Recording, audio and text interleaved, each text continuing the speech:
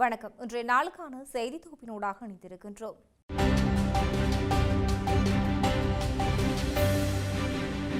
முன்னாள் ஜனாதிபதி ரணில் விக்ரமசிங்கவின் பிரித்தானியா பயணம் தொடர்பில் விசாரணைகளை மேற்கொள்ள இங்கிலாந்துக்கு அனுப்பப்பட்ட குற்றப்புலனாய்வு பிரிவு அதிகாரிகள் மேற்கொண்ட செலவுகளை வெளியிட இலங்கை காவல்துறை மறுத்துள்ளதாக தகவல்கள் வெளியாகியுள்ளன. குறித்த செலவு தொடர்பான தகவல்கள் தகவல் அறியும் உரிமைச் சட்டத்தின் கீழ் கோரப்பட்டுள்ளது.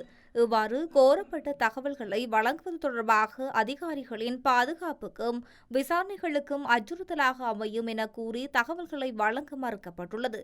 ரணில் விக்ரமசிங்க மனைவி மைத்ரி விக்ரமசிங்கவின் பட்டமளிப்பு விழாவில் கலந்து கொள்வதற்காக பொது நிதியில் இருந்து 166 லட்சம் ரூபாவை செலவிட்டுள்ளதாக கூறப்படும் குற்றச்சாட்டு தொடர்பில் இந்த விசாரணைகள் ஆரம்பிக்கப்பட்டுள்ளன. அதன்படி குறித்த விசாரணைக்காக குற்றப்புலனாய்வு பிரிவின் அதிகாரிகள் இங்கிலாந்துக்கு பயணம் மேற்கொண்டிருந்தனர். எவ்வாறாயினும் குறித்த விசாரணைகள் அதிகாரிகள் பட்டமளிப்பு விழா இடம்பெற்ற வோல்வர் ஹாம்டன் பல்கலைக்கழகத்துக்கு சென்றிருக்கவில்லை. இந்த நிலையில்தான் தற்போதைய அரசாங்கம் பல்வேறு காரணங்களை கூறி பல்வேறு தரப்பினரால் தகவல் அறியும் உரிமைச் சட்டத்தின் கீழ் கோரப்பட்ட பல தகவல்களை தடுத்து நிறுத்த நடவடிக்கை மேற்கொண்டு வருவதாக குற்றம் சுமத்தப்பட்டு வருகின்றமை குறிப்பிடத்தக்கது. மக்கள் துரோகிகளுக்கு தாம் அகந்தையான ஒரு நபர் என போக்குவரத்து அமைச்சர் பிமல் ரத்நாயக்க தெரிவித்துள்ளார். ஊடகங்களுக்கு கருத்து வெளியிடும் போதே அவர் இந்த விடயத்தை தெரிவித்துள்ளார். அமைச்சர் விமல் ரத்நாயக்காவை சந்திக்க வந்த நபர் ஒருவருக்கு அனுமதி மறுக்கப்பட்ட விவகாரம் தொடர்பில் கருத்து வெளியிடும் போதே அவர் இந்த விடயத்தை தெரிவித்துள்ளார். குறித்த நபர் அமைச்சர் கண்காணிப்பு பயணம் ஒன்றை மேற்கொண்டிருந்த சந்தர்ப்பத்தில் அவரை வழிமறித்து பேசுவதற்கு முயற்சித்தார். அதன்போது அமைச்சரின் பாதுகாப்பு உத்தியோகஸ்தர் அவருக்கு அந்த சந்தர்ப்பத்தை வழங்கவில்லை. இதனைத் தொடர்ந்து குறித்த நபர் எங்களால் தான் நீங்கள் ஆட்சிப்பீடம் ஏறினீர்கள், பழையவற்றை மறந்துவிட்டீர்களா, அகந்தையாக செயற்பட வேண்டாம் எனவும் பேராதனை பகுதியில் தாம் யார் என்பதை கேட்டு பாருங்கள் எனவும் அவர் குறிப்பிட்டிருந்தார். இது தொடர்பில் ஊடகங்களுக்கு கருத்து வெளியிடும் போது தாம் மக்கள் துரோகிகளுக்கு அகந்தையானவன் எனவும் மக்களுக்கு மிகவும் பணிவான ஒரு நபர் எனவும் தெரிவித்துள்ளார். எந்த ஒரு விடயம் என்றாலும் அதனை கேட்பதற்கு ஒரு பொருத்தமான இடம் இருக்கின்றது எனவும் கண்ட இடத்திலும் எல்லா விடயங்களையும் பேச முடியாது என அமைச்சர் பிமல் ரத்நாயக்க தெரிவித்துள்ளார். நல்ல விடயங்களை செய்ய முற்படும் போது அதற்கு ஏன் இவ்வாறு இடையூறு ஏற்படுகின்றது என அமைச்சர் மேலும் கேள்வியும் எழுப்பியுள்ளார். இந்த சம்பவம் குறித்து காணொலி தற்போது தீவிரமாக பகிரப்பட்டு வருகின்றமையும் குறிப்பிடத்தக்கதாக சொல்லப்படுகின்றது. பிரஜாசக்தி தேசிய வேலை திட்டத்தில் ஆட்களை சேர்த்து அரசுக்கு எதிரான செயற்பாடுகளை ஆரம்பித்து அவர்களுக்கு ஆயுதங்கள் வழங்க அரசாங்கத்தில் இருக்கும் கட்சி ஒன்று திட்டமிட்டுள்ளதாக அர்ஜுனா ராமநாதன் எம்பி தெரிவித்துள்ளார். அண்மையில் கொழும்பில் ஊடகவியலாளருக்கு கருத்து வெளியிடும் போதே அவர் இந்த விடயங்களை குறிப்பிட்டுள்ளார். மேலும் கருத்து தெரிவித்த அவர் இந்த செயற்பாடுகள் 2028 தொடக்கம் 2029 ஆண்டுகளில் மக்களுக்கு தெரிய வரும் என்று குறிப்பிட்டுள்ளார். அவர்களின் திட்டம் என்னவென்று எனக்கு தெரியாது, ஆனால் மக்கள் இவர்களை வெறுக்கும்போது 88, 89 ஆண்டுகள் போல் ஆயுதம் தூக்குவார்கள். நான் சொல்வதை நீங்கள் நம்பவில்லை என்றால் 2027, 2028 அதை நாங்கள் பார்ப்போம் என்று குறிப்பிட்டுள்ளார். நாடாளுமன்றத்தில் 159 உறுப்பினர்களில் 2029 ஜேவிபியில் 20 நாடாளுமன்ற உறுப்பினர்கள் கூட இருக்க மாட்டார்கள். இவர்களில் இந்த செயற்றிட்டங்களால் இது கட்டாயம் நடக்கும். மக்கள் அரசாங்கத்தை வெளியேற்றும் போது இவர்கள் மக்களுக்கு எதிராக கட்டாயம் ஆயுத போராட்டத்தில் ஈடுபடுவது நிச்சயமாகும். அவையின் உள்ளும் வெளியிலும் நடத்தைகள் பாரிய மாற்றம் ஏற்பட்டுள்ளதை அவதானிக்க முடிவதாக அவர் குறிப்பிட்டுள்ளார். வாக்குமூலம் வழங்குவதற்காக இன்று காலை குற்றப்புலனாய்வு திணைக்களத்தில் முன்னிலையாகியிருந்த வைத்தியர் ருக்ஷன் பெல்லன தற்போது அங்கிருந்து வெளியேறியுள்ளார். கொலை மிரட்டல் சம்பவம் தொடர்பில் தன்னிடம் வாக்குமூலம் பெறுவதற்காக விடுக்கப்பட்ட அறிவித்தலுக்கு அமையவே தான் இவ்வாறு குற்றப்புலனாய்வு திணைக்களத்தில் முன்னிலையானதாக அவர் குறிப்பிட்டுள்ளார். கொழும்பு தேசிய வைத்தியசாலையில் பதில் பிரதி பணிப்பாளராக கடமையாற்றிய வைத்தியர் ருக்ஷான் பெல்லனவின் பணி அண்மையில் இடைநிறுத்தப்பட்டது. பொறுப்பு வாய்ந்த அரசாங்க வைத்திய அதிகாரி என்ற வகையில் உரிய அனுமதியின்றி ஊடகங்களுக்கு சர்ச்சைக்குரிய கருத்துக்களை தெரிவித்தமை மற்றும் பொதுமக்களிடையே அமைதியின்மை ஏற்படுத்தும் வகையில் செயற்பட்டமை தொடர்பாக சுகாதார அமைச்சு முன்னெடுத்த ஆரம்பகட்ட விசாரணைகளின் அடிப்படையிலே அவருக்கு எதிராக இந்த நடவடிக்கை எடுக்கப்பட்டிருந்தமை குறிப்பிடத்தக்கது. தனிப்பட்ட காரணங்களினால் இன்றைய தினம் காவல்துறை நிதி குற்றப்புலனாய்வு பிரிவில் முன்னிலையாக முடியாது என ஹிரந்தி ராஜபக்ச அறிவித்துள்ளார். அங்கு முன்னிலையாவதற்காக அவர் 2 வார கால அவகாசத்தை கோரியுள்ளதாக தெரிவிக்கப்படுகின்றது.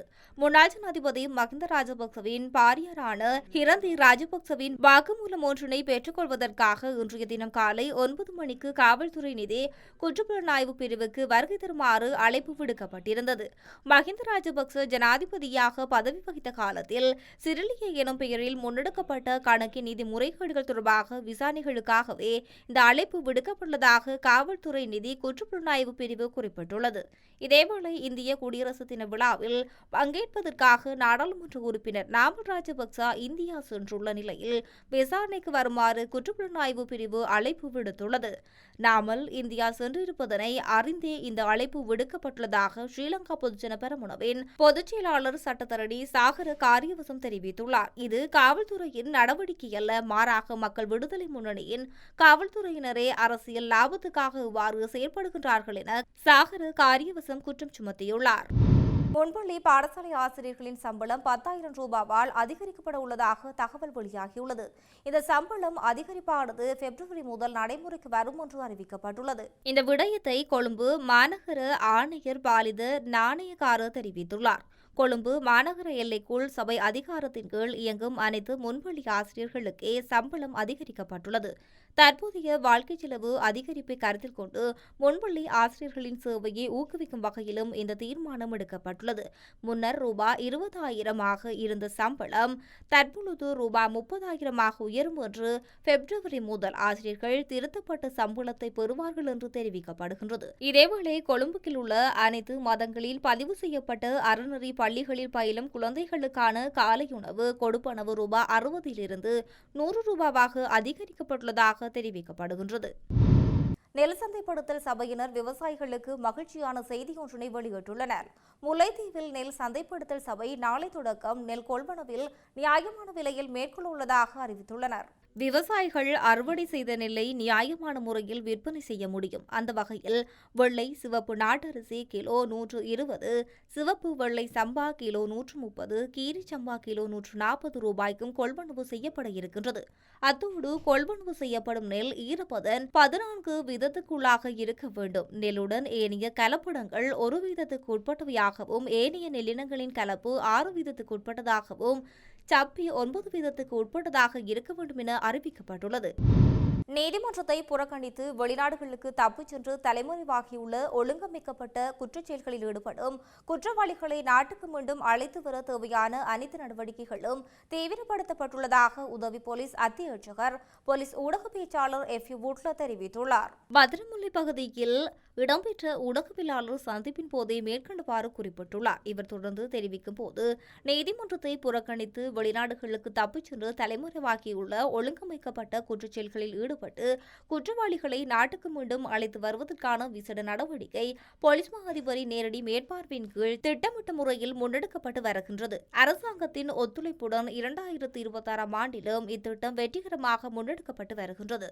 அதேபோல் கடந்த 2024 ஆண்டில் 10 சந்தேக நபர்களையும் 2025 ஆண்டில் 11 சந்தேக நபர்களையும் வெளிநாடுகளில் இருந்து எம்மால் நாட்டுக்கு அழைத்து வர முடிந்தது. இதற்குமைய கடந்த சில நாட்களுக்கு முன்னர் இந்தியாவில் இருந்து மற்றொரு சந்தேக நபர் நாட்டுக்கு அழைத்து வரப்பட்டு வாழைத்தோட்ட போலீஸ் நிலையத்தில் 3 நாட்கள் தடுப்பு காவல் உத்தரவின் கீழ் விசாரணைகளுக்கு உட்படுத்தப்பட்டுள்ளார். இத்துடன் இன்றைய செய்தி தொகுப்பானது நிறைவடைகின்றது. மற்றொரு செய்தி தொகுப்பினூடாக இணைந்திருக்கலாம். வணக்கம்.